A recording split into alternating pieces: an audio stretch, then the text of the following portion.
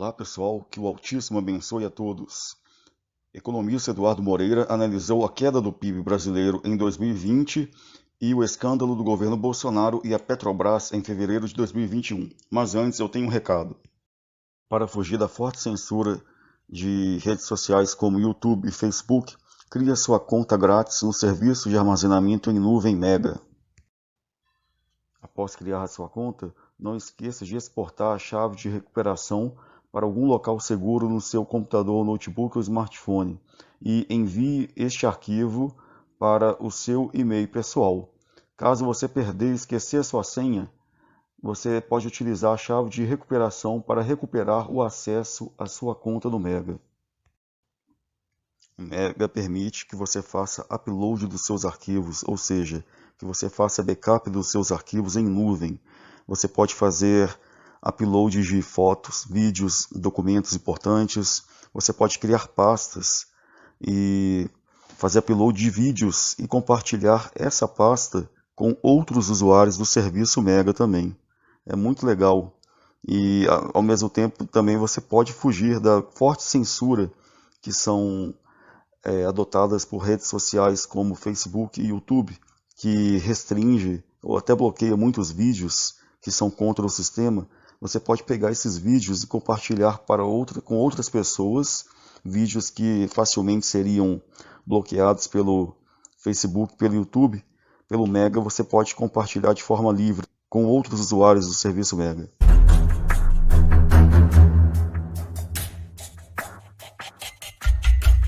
Vamos falar um pouco sobre o PIB, né? O PIB brasileiro caiu 4, e aí vamos entrar aqui para a gente poder ver, fazer aqui aquele compartilhamento de tela. Então, compartilhar tela aqui com vocês.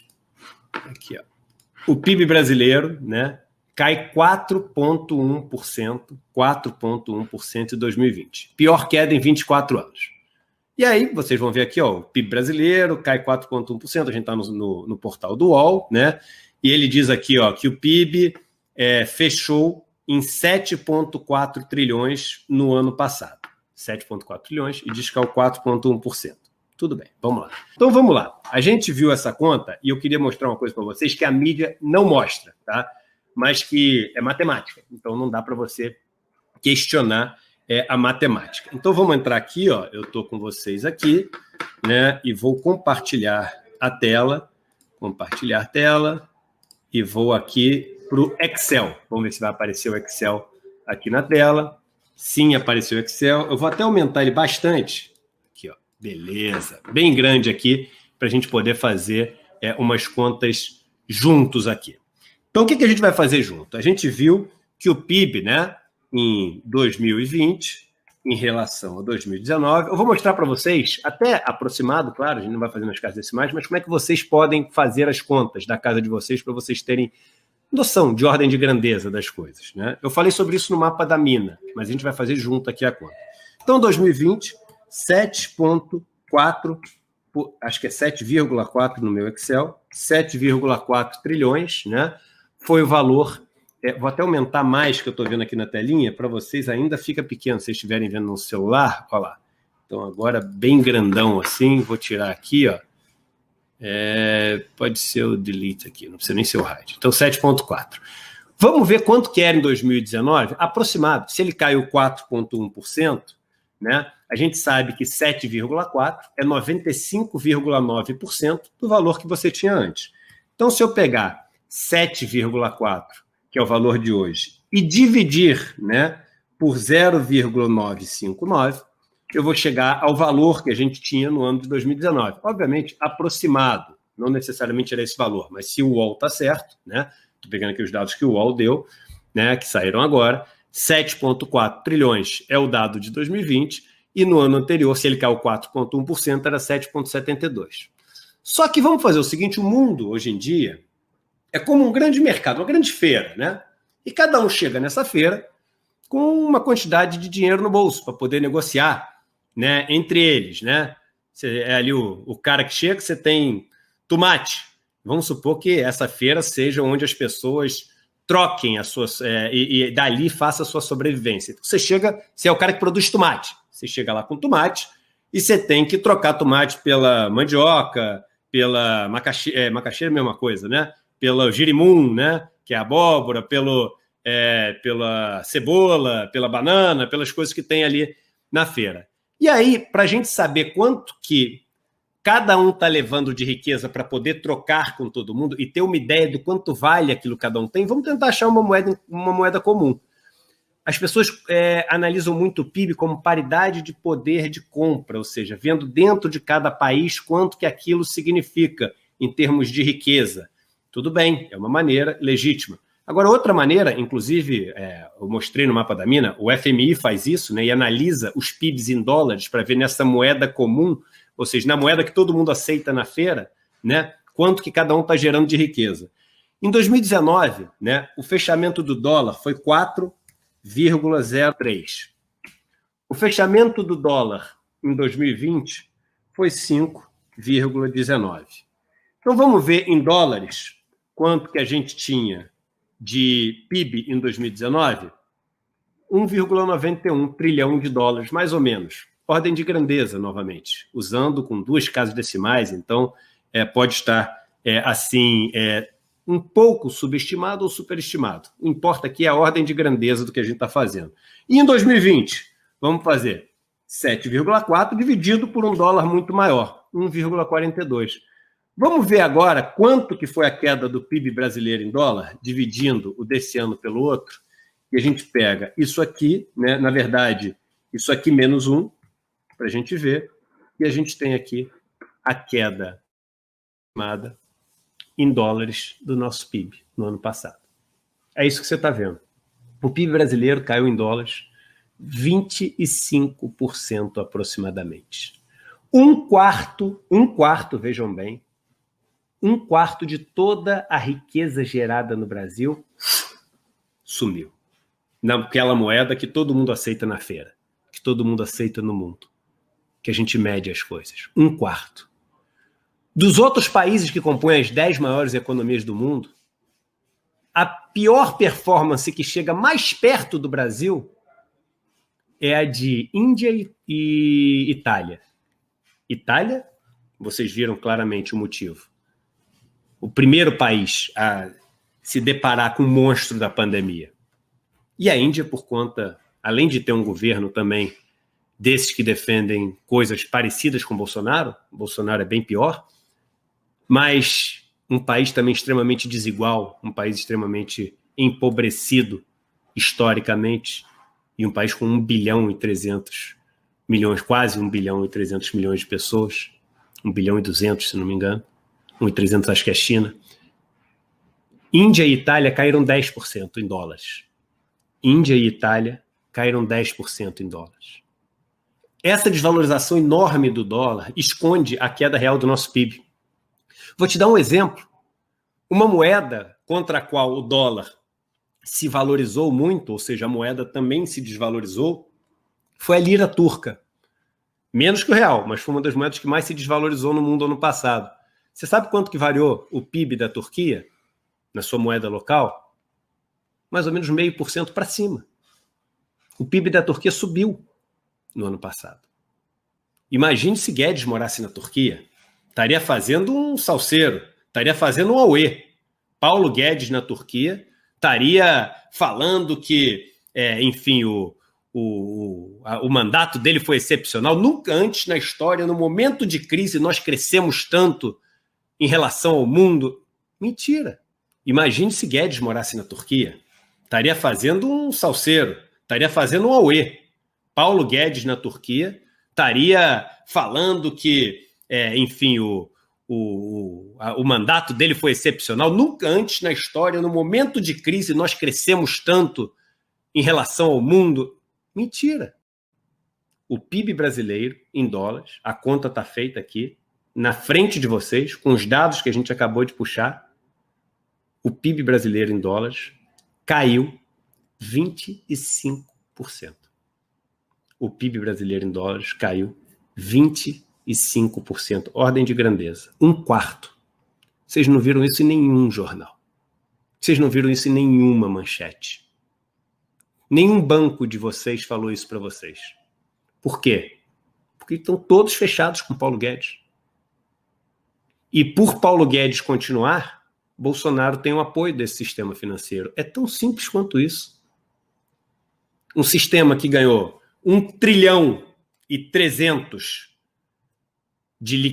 200 bilhões de injeção de liquidez na primeira semana da crise, enquanto, outra notícia de hoje, o Congresso brasileiro se revira para poder aprovar um auxílio emergencial de R$ 250 por pessoa.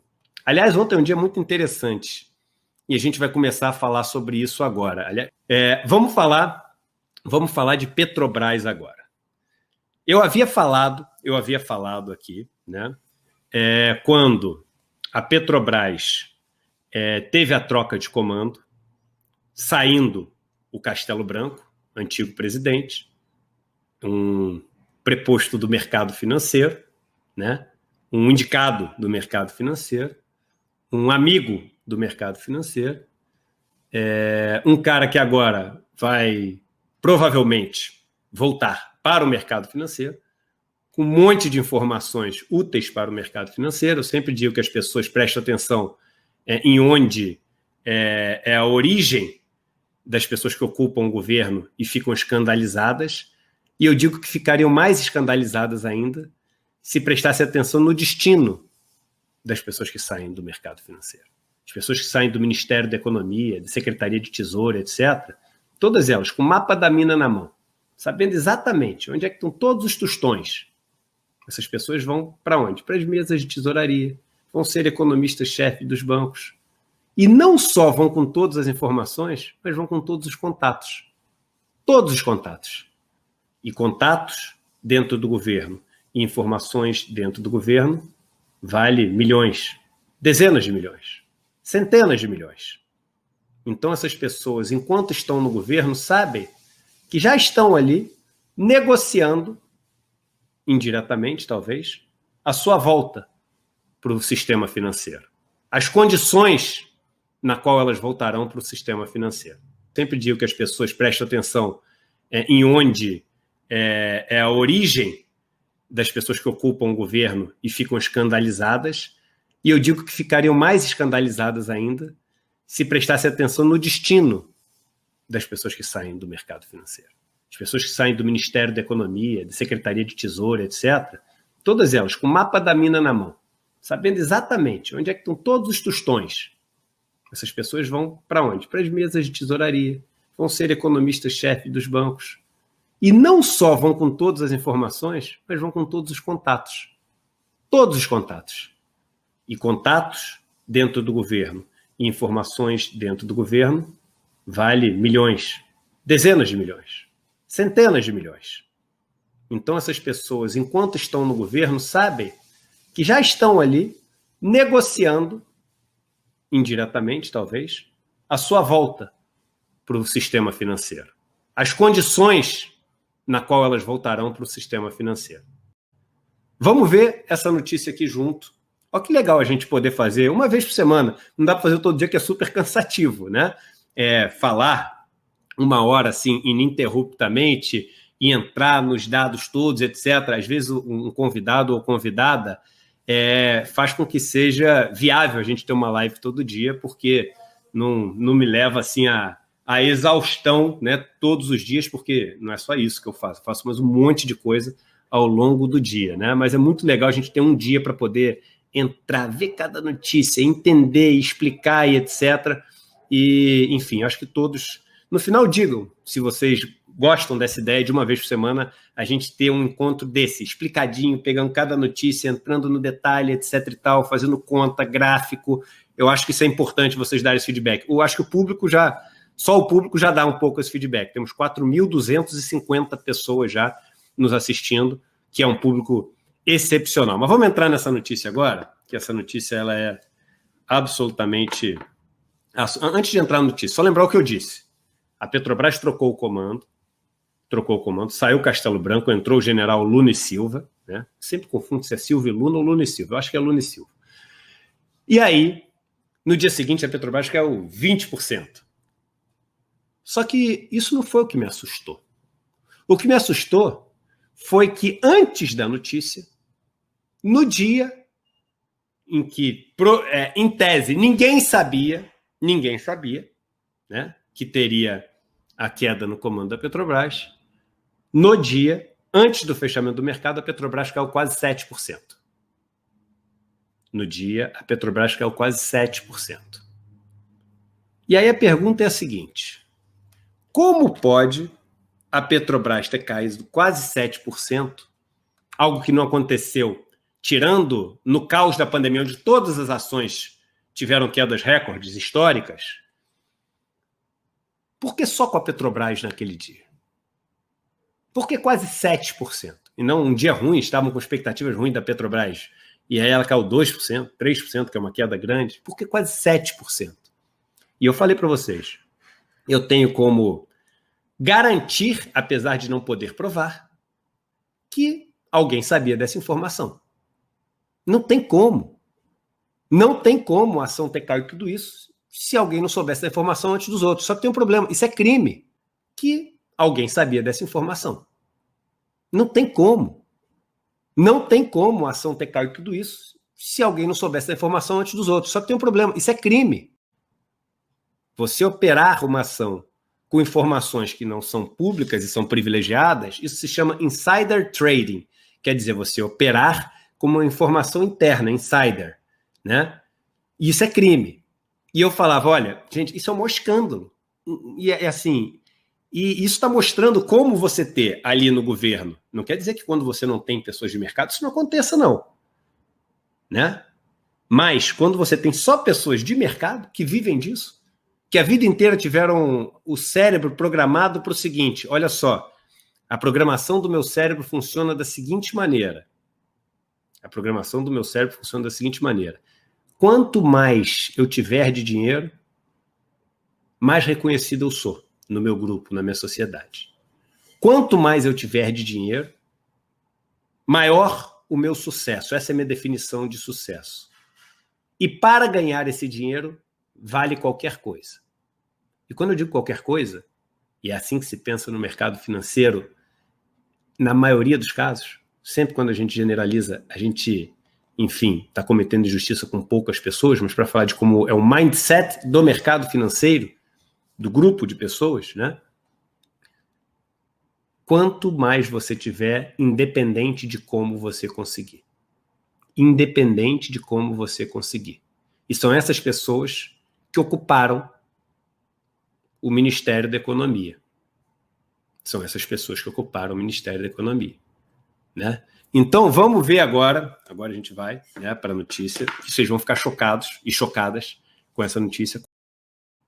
Quanto mais você tiver, independente de como você conseguir. Independente de como você conseguir. E são essas pessoas que ocuparam o Ministério da Economia. São essas pessoas que ocuparam o Ministério da Economia. Mas vamos ver agora a notícia. Share screen. E vamos lá. CVM, notícia de hoje, detecta movimentação atípica com ações da Petrobras e pode, isso é o que me assusta, pode investigar. E eu sei que a CVM tem, enfim, pessoas seríssimas, e eu acredito que ela vai investigar. Eu sei que ela tem que investigar. E eu acredito que ela vai investigar. Que ela não pode deixar isso. E vocês vão ver por que ela não pode deixar isso. Operação com opções de ações feitas na quinta acende sinal de alerta. Eu já tinha dito para vocês aqui na nossa live. Eu já tinha contado para vocês o que tinha acontecido. Agora começa a aparecer o que a gente já tinha falado aqui na live. Né? E às vezes as pessoas podem dizer, mas o Eduardo não pode afirmar isso. Eu posso, com 20 anos de mercado, vendo aquele comportamento, me perdoe, mas eu posso afirmar. Eu só não posso provar. Só que agora começam a aparecer as evidências. Não vamos chamar de provas ainda, mas vamos chamar de evidências. Então, olha só o que aconteceu. Eu vou trazer aqui para baixo. Então, é o seguinte. No caso da operação de Petrobras, o contrato de opção de venda. O que é uma opção de venda? Uma opção de venda no mercado de ações é quando você compra o direito de vender uma ação ou de comprar uma ação. Opção de venda, o direito de vender. Opção de compra, o direito de comprar. A um determinado preço, independente de onde tiver a ação. Então, por exemplo, eu quero durante um mês o direito de comprar Petrobras por R$25, independente do preço que ela tiver. Isso tem um valor, né? Porque se Petrobras tiver 50, eu ainda posso comprar por 25. Então, existe uma conta que você faz, né? E o modelo ainda mais utilizado é o modelo de Black-Scholes, né? E esse modelo de Black-Scholes, Myron Scholes e eu não lembro o nome do outro, mas acho que tinha o Meriwether, se não me engano, que era o outro cara que criou esse modelo de Black-Scholes, e é um modelo que você faz estatístico para ver qual a chance da opção ficar acima da ação estar acima de 25, quando vence a opção, e aí você faz uma integral, ou seja, soma todas as possibilidades, vezes a chance de cada uma das possibilidades, né, e o quanto você tem de lucro, ou seja, você pondera o lucro vezes a probabilidade de cada um dos casos, e aí você estabelece um preço justo, que é o que a gente chama de valor intrínseco da opção. Se não entendeu, esquece. Se quiser entender, os meus cursos têm, aliás, uma maneira que eu ensino a calcular isso de cabeça numa apostila minha. Mas vamos lá, vamos chegar aqui no detalhe do detalhe. No caso da opção de Petrobras, o contrato que foi feito foi de uma opção, o contrato que eles viram que as pessoas compraram, né? Então eu vou explicar para vocês. Foi um contrato de venda. As pessoas que, antes de sair a notícia, um grupo, algumas pessoas, e a gente vai ver aqui, compraram o direito de vender a Petrobras 2 dias depois, porque eles compraram na quinta, e o contrato vencia na segunda. Ou seja, não é que eles achavam que a Petrobras podia cair. Porque se você quer o direito de vender uma ação a um preço fixo, o seu medo é que ela caia muito. E se ela cair muito, você garantiu a sua venda num preço fixo. Você não vai sofrer com a queda da ação. Então você acha que ela vai cair. Mas você acha que ela vai cair em qual intervalo de tempo? Não sei. Essas pessoas fizeram uma aposta que ela ia cair nos próximos 2 dias. Elas fizeram uma aposta que a Petrobras ia cair nos próximos 2 dias. Mas eles fizeram uma aposta que a Petrobras ia cair quanto? É só ver o seguinte, eles compraram a opção de venda que era abaixo do preço da Petrobras. Então só valia ter a pena essa opção se a Petrobras caísse muito, porque senão o que adianta vender por um preço abaixo do que está a ação? Você vende pelo preço do mercado, você não exerce a sua opção, você não usa a sua opção. Então, pois bem, a Petrobras fechou neste dia cotada a 29,27. A opção de venda deles era 26,5. Para valer a pena, a Petrobras tinha que cair, veja, está escrito aqui, uma queda de 9,5% em 2 dias. Desafio vocês, olhem para trás. Tirando o dia da pandemia, num dia normal. Algum dia, alguma situação em que 2 dias a Petrobras tenha caído 9,5%. Ou seja, eles apostaram no que nunca tinha acontecido recentemente. Mas apostaram pequeno? Não. Eles não apostaram pequeno. Apostaram o suficiente para ganhar mais de uma dezena, só essas que foram detectadas até agora. Quase 2 dezenas de milhões de reais de lucro.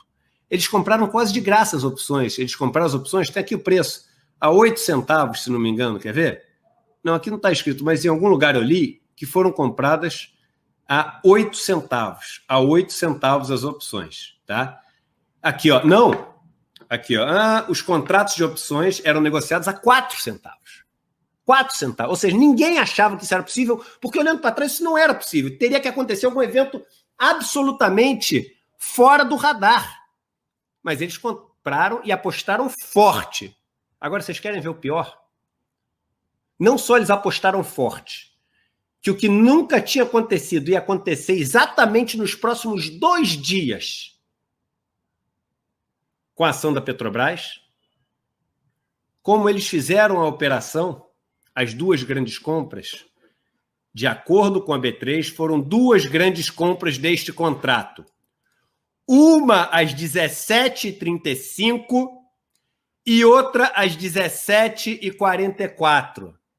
Duas grandes compras. Uma às 5h35 da tarde, outra às 5h44 da tarde. Sabe que horas terminou a reunião entre Bolsonaro, Braga Neto, Paulo Guedes, Tarcísio, que é a reunião no qual estão falando que foi decidida a troca do comando da Petrobras? Essa informação, eu não tenho acesso à taquigrafia, à pauta, às notas taquigráficas da reunião.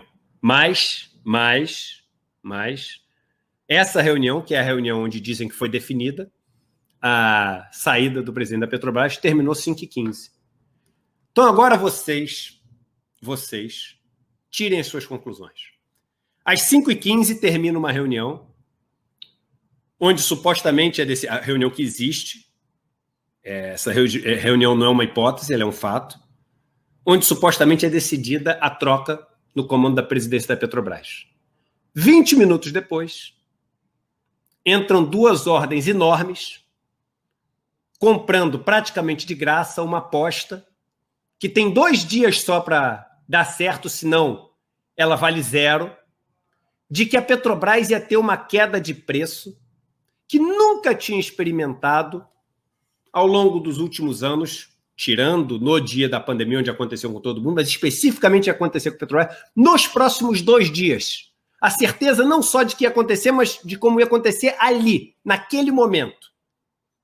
E aí, um investimento que eles fizeram aqui, ó, de 104 mil e de 150 mil reais, vira quase, pelo dado que eu vi, quase 20 milhões de reais. Ou seja, olha só, lucro de 20 milhões. Gerando um lucro de 20 milhões.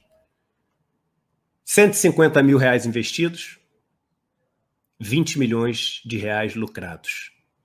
Com uma informação que essas pessoas tinham, não se sabe como. O fato é que fez elas agir com a certeza de que algo ia acontecer nos próximos 2 dias e fez elas agir 20 minutos depois da reunião onde supostamente foi decidido a troca de comando da Petrobras, tirando o representante do mercado e colocando um general amigo de Bolsonaro. Será que a CVM, como diz a notícia, ela pode investigar? Ou ela tem que investigar? Eu vou repetir. Será que ela pode investigar? Ou será que ela tem que investigar? Se você ainda duvida que a maçonaria está por trás do desgoverno Bolsonaro, assim como esteve por trás de muitos outros governos, né, do Lula, Dilma, Michel Temer, Collor, Sarney e etc. Vejam só essa notícia aqui. Slogan da campanha de Bolsonaro é usado pela maçonaria no Rio de Janeiro. 7 de março de 2019, do UOL em São Paulo. O slogan da campanha eleitoral do presidente Jair Bolsonaro, PSL, foi adotado pelo Grande Oriente do Brasil no Rio de Janeiro, uma das principais instituições maçônicas do país, para o ano de 2019. Em seu primeiro ato após o recesso de final de ano, em 21 de janeiro, o grão-mestre Edmo Muniz Pinho assinou o decreto que intitulou este ano como 2019. Brasil acima de tudo, Gadu acima de todos. Isso mesmo, galera, Gadu. Esse Gadu da maçonaria não é o Altíssimo Criador dos céus e da terra da Bíblia Sagrada. Esse aí é um nome falso ecumênico que a maçonaria usa para mascarar a quem eles adoram em oculto, que é Lúcifer, o diabo transfigurado em anjo de luz. A sigla Gadu significa grande arquiteto do universo, que para os maçons, os construtores rebeldes que negam Cristo, a pedra angular, o único fundamento, a pedra espiritual para a edificação da igreja, para os maçons representaria o Criador do universo, os mentirosos, maçons mentirosos. Pessoal, vejam também essa notícia aqui, referente à totalização dos votos das eleições de 2018, especificamente aqui sobre a eleição presidencial de 2018. Eleições 2018, Justiça Eleitoral conclui totalização dos votos do segundo turno. Compareceram às urnas 115,9 milhões de eleitores, o que corresponde a 78,70% do total de 147.306.294 cidadãos que estavam aptos a votar. Notícia de 30 de outubro de 2018. Além da eleição do candidato da coligação Brasil acima de tudo, Deus acima de todos, PSL-PRTB, Jair Bolsonaro para a presidência da República com 57.797.847 votos, 55,13% dos votos válidos. A votação em segundo turno definiu também os futuros governadores de 3 estados. Preste atenção no número total de votos que o presidente Bolsonaro recebeu: 57.797.847 votos. Os 4 primeiros algarismos, 5779, ano do calendário judaico. Este é o site conversor de data do calendário gregoriano para o calendário judaico e vice-versa, pt.shabbat.org. O dia que o Bolsonaro foi eleito presidente do Brasil, 28 de outubro de 2018, do calendário gregoriano, convertendo para o calendário judaico, é igual a 19 do mês de Shesvan, do ano de 5.779. Eu disse para vocês que os 4 primeiros algarismos dos votos que o Bolsonaro recebeu, votos oficiais, números oficiais, é igual a 5779, ano do calendário judaico. Mais uma prova de que a maçonaria e o judaísmo sionista estão por trás do governo Bolsonaro, da eleição do Bolsonaro e do governo dele também. Até o próximo vídeo.